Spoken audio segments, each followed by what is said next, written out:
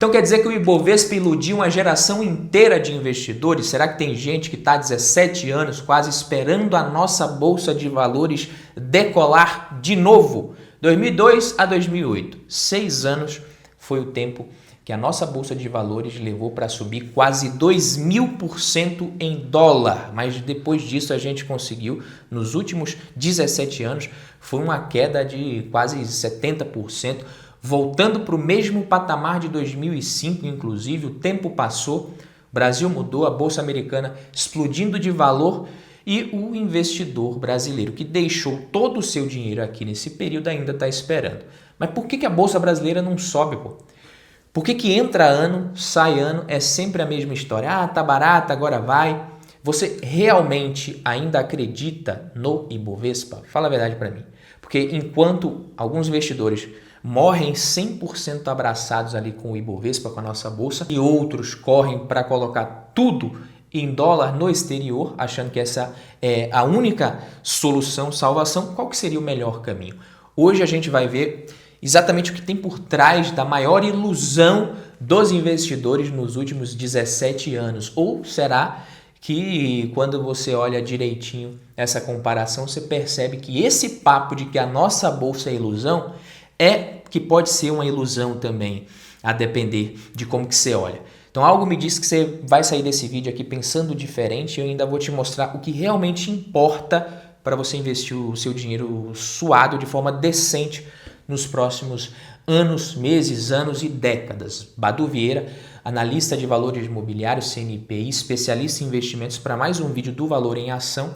E antes de mais nada, se você quiser a ajuda da minha consultoria de investimentos, a Lumen Investimentos, para estruturar uma estratégia para a sua carteira de investimentos de forma 100% personalizada, você só precisa clicar no primeiro link aqui na descrição e preencher o formulário que alguém da minha equipe vai te responder, vai entrar em contato com você para marcar uma reunião para te apresentar. E agora vamos para o tema aqui. Se eu te dissesse que o Ibovespa está barato, você ficaria surpreso? Óbvio que não. Provavelmente se você já investe há algum tempo não. Porque ano após ano é sempre um monte de gente mostrando que a Bolsa de Valores do Brasil é uma oportunidade única, é a oportunidade do ano. O problema é que essa oportunidade ela parece que nunca se concretiza. Pô. E sim, a Bolsa de Valores brasileira está barata, isso é um fato. Não adianta ficar choramingando, chamar de lixo, enfim. Está barata sim, ponto final. Mas o investidor que apostou todas as suas fichas nisso, provavelmente está insatisfeito, perdeu dinheiro nos últimos anos. Desde a máxima, né, com direito à capa de revista internacional, o investidor brasileiro ele passou pela crise do subprime, Primavera Árabe em 2010, viu a Grécia quebrar, quase quebrar em 2012, 7-1, auge da crise do governo Dilma, pandemia em 2020, tudo isso para quê? Para você ter uma ideia, desde maio de 2008, o EWZ, que mede a Bolsa Brasileira em dólar, sofreu só essa desvalorização que você está vendo aí na tela. Mais de 50%. Então, quem investiu no índice e segurou, está no prejuízo em dólar. Enquanto isso, o S&P 500, que é o índice que reflete o desempenho médio das 500 maiores empresas dos Estados Unidos, explodiu nesses mesmos 17 anos com mais de 320% de alta. E aí, olhando para isso, o que o investidor brasileiro faz? Cada vez mais correndo para o dólar, mas talvez sem lembrar de prestar atenção em alguns detalhes. Tá? Em 2002, pouco antes da nossa Bolsa de Valores entregar aquela alta absurda em dólar, os investidores que podiam estavam tentando tirar dinheiro do Brasil com receio dos possíveis impactos do primeiro governo Lula, com medo do governo Lula, naquele momento. Só que o que aconteceu depois foi justamente o oposto. Da mínima em 2002 até a máxima em 2008, o Ibovespa subiu quase 2.000% em dólar. A Bolsa Brasileira tinha praticamente o melhor desempenho do mundo, mas isso tinha alguns motivos, não era só por causa do governo, é óbvio, tanto que a nossa bolsa só perdia para a Bolsa de Valores do Peru naquele momento. E aí na sequência você tinha Colômbia, México, Chile, e eu quero ver se você consegue acertar quem estava na lanterninha. Pois é, Nasdaq, S&P 500 e Dow Jones. Então quem tirou dinheiro do Brasil em 2002 provavelmente se arrependeu. E adivinha quando que foi que acharam que era a melhor hora de investir no Brasil?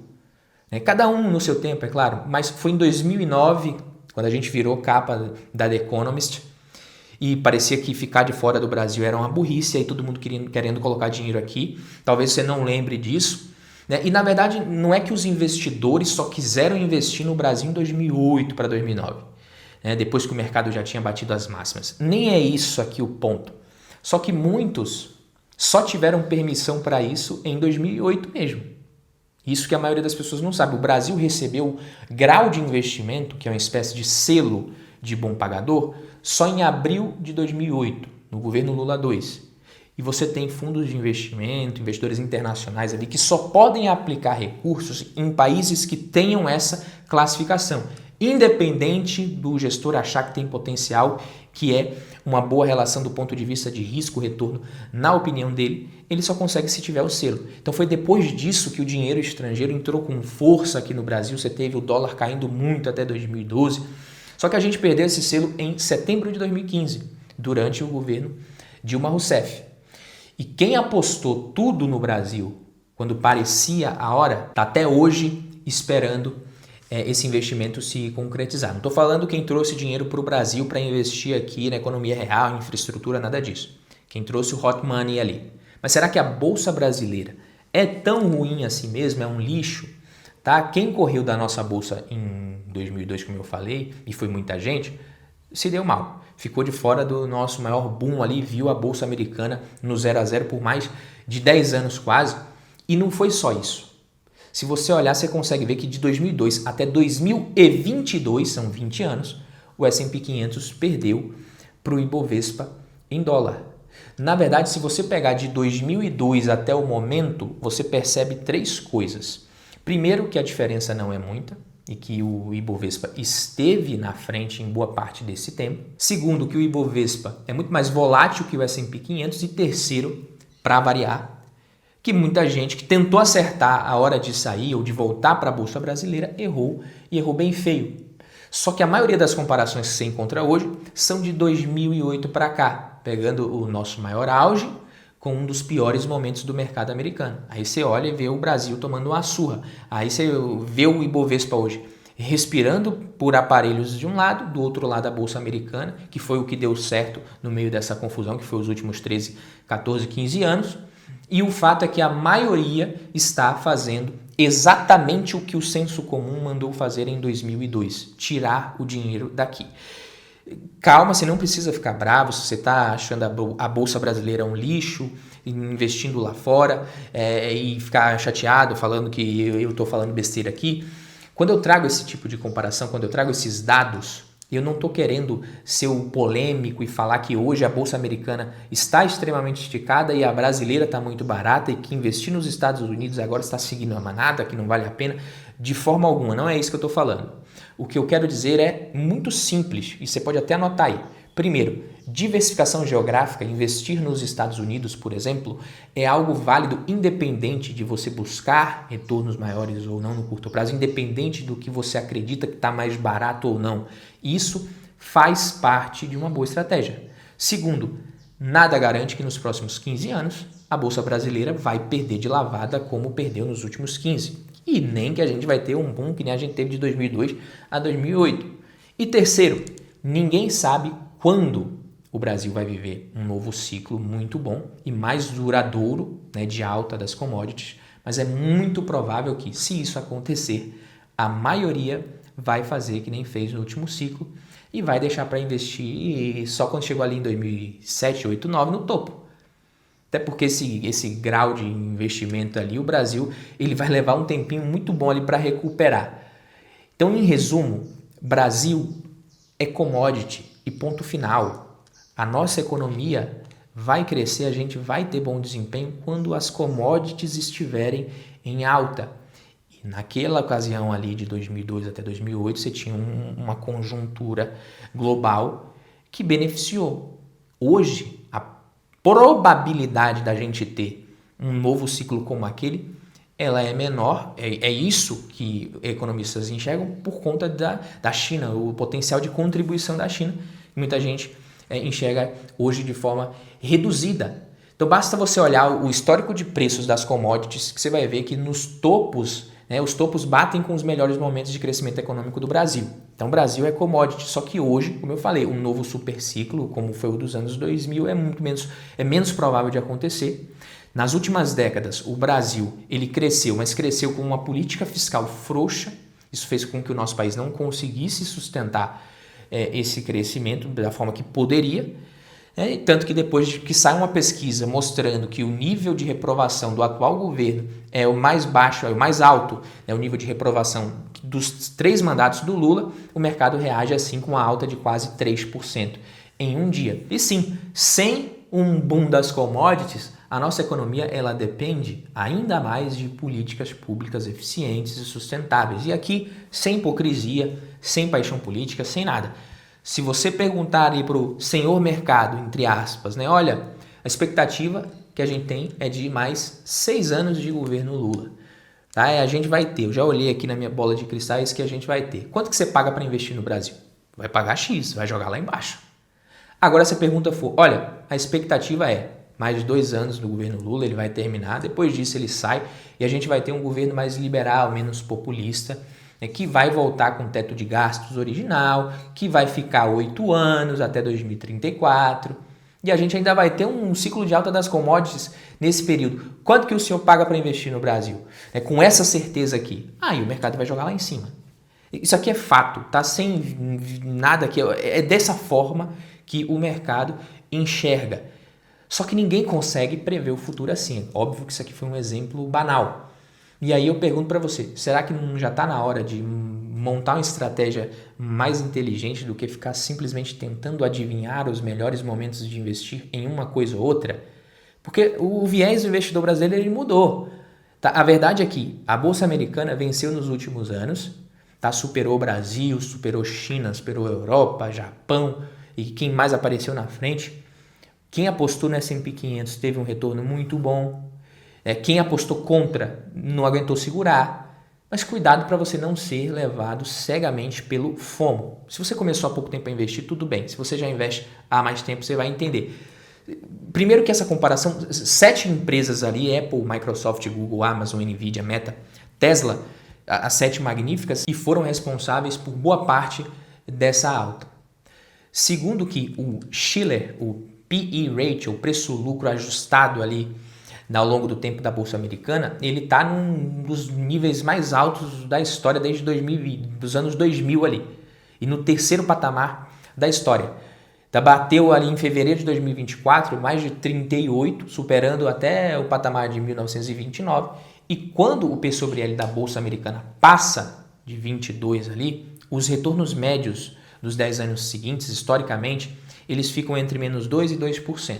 Então esse indicador hoje está acima disso. Badu, mas valuation do índice não importa, o negócio é comprar e pronto.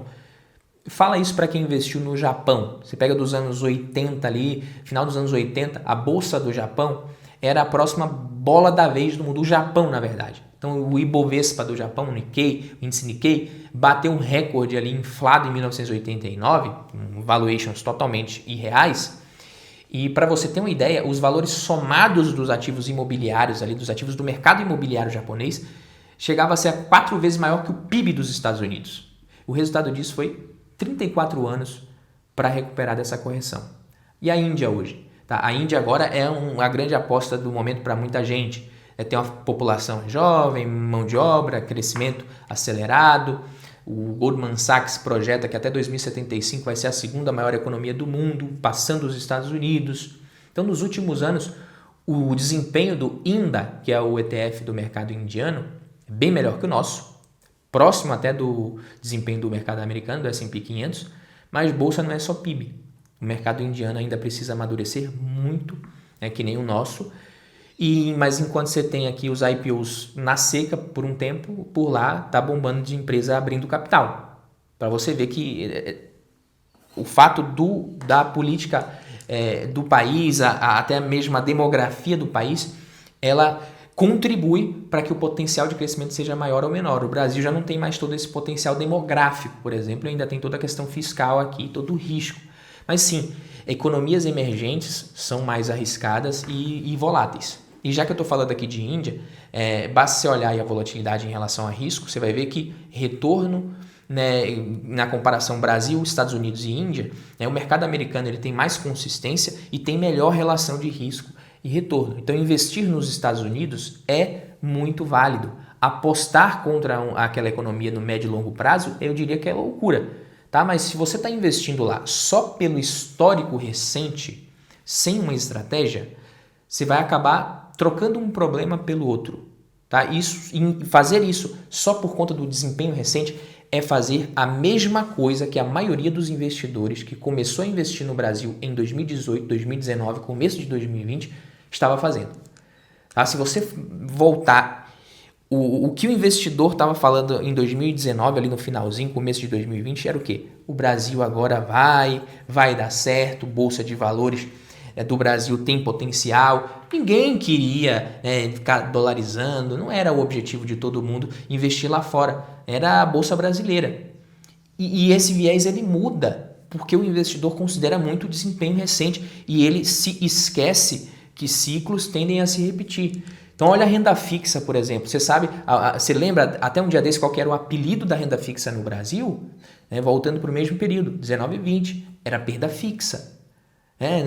Morreu a renda fixa. E agora, com o juro nessa altura aí, tanto no Brasil quanto fora, títulos públicos, renda fixa oferecendo um retorno absurdo, retorno em dólar, com títulos públicos americanos também, muito maiores que a média dos últimos anos.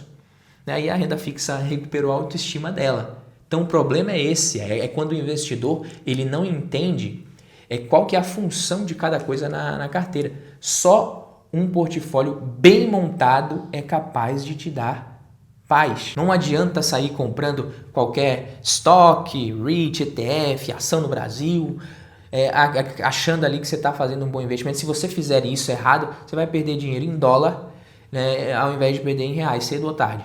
Então o segredo é você entender que cada classe de ativo tem uma função no seu portfólio, né? Ouro, prata, petróleo, não é para você apostar na alta do momento desses ativos, é para diversificar e proteger a sua carteira contra crises, inflação. Renda fixa não é para te deixar rico, é para segurar a onda da tua carteira ali quando o mercado desabar, você ter dinheiro para aproveitar oportunidade. Fundo imobiliário para gerar renda.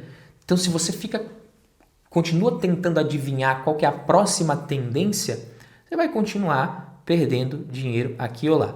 E se em algum momento a Bolsa Americana cai, corrige, a Bolsa Brasileira vai bem, você vai ter vontade de novo. Não, agora eu acho que o Brasil vai surfar o novo boom das commodities. Porque quando a gente tem um boom começando, você sempre olha para o último e fala assim, será que vai repetir? O mercado é assim. E vai tentar te vender isso. E vai tentar fazer você girar o teu patrimônio. E você vai acabar caindo.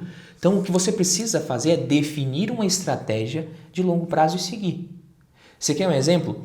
O portfólio permanente que foi criado por Harry Browning, funciona já há décadas, ele é bem simples, né, e equilibrado. 25% ações, 25% caixa, 25% título de longo prazo, 25% ouro. Não dá para dizer que isso não é simples. É uma estratégia que não tenta acertar o mercado, o timing de mercado, e se prepara para qualquer cenário, que é o que você deveria estar fazendo sempre que você faz qualquer investimento na sua carteira. Você não precisa necessariamente copiar isso. Você tem que adaptar algo nesse sentido para a sua realidade de acordo com o seu perfil. Tá? Esse retorno aqui é o retorno que um dos meus clientes de consultoria teve em 2024, cerca de 27%. Um retorno interessante. Nessa carteira aqui tem ações no Brasil, tem renda fixa no Brasil, tem Bolsa Americana, tem ouro, tem Bitcoin, até tem fundo imobiliário. Então é uma carteira que tem grande parte dela, inclusive, cerca de 35%, em ações e fundos imobiliários no Brasil. Mas segurou a onda num ano em que a nossa bolsa foi mal. A parte internacional, obviamente, aqui o Bitcoin, ouro também, levantou esse retorno. Mas em 2023, a nossa bolsa foi melhor, considerando dólar e tudo mais. Então em 2023 foi legal ter bolsa no Brasil, em 2024 não. Mas não dá para você ficar tentando saber o que vai ser ou não o melhor investimento do ano todos os anos, tá? Então o certo é parar de tentar adivinhar o mercado, o momento e começar a definir, e mais importante ainda, seguir uma estratégia de portfólio que faça sentido e te dê mais clareza para os seus investimentos. Se você quiser ajuda da minha consultoria, a Lumen Investimentos, para estruturar uma carteira de forma 100% personalizada para você, com alinhamento de interesses, basta clicar no primeiro link aqui da descrição, como eu falei, preencher o formulário, alguém da minha equipe vai te responder. Se você já tem ali mais de R$300 mil investidos, a sua reunião pode ser diretamente comigo, inclusive eu e o Luan do canal Mirai Investing somos sócios da Lumen, nós fundamos a Lumen com esse objetivo. E o segredo é você parar de tentar adivinhar o mercado e montar o seu portfólio permanente, personalizado o quanto antes. É isso que você mesmo pode fazer isso, não necessariamente precisa da nossa consultoria, mas é isso que vai te dar paz nos seus investimentos, que é o que você quer. E dá para fazer isso adaptando para a sua realidade, para a realidade brasileira, se você quer renda passiva, sabendo que o mundo vai passar por todo tipo de problema que você pode ou não imaginar, mas a sua carteira de investimentos ela pode ser montada de forma que ela sobreviva a tudo isso. Fico por aqui, vejo você no próximo vídeo. Tamo junto.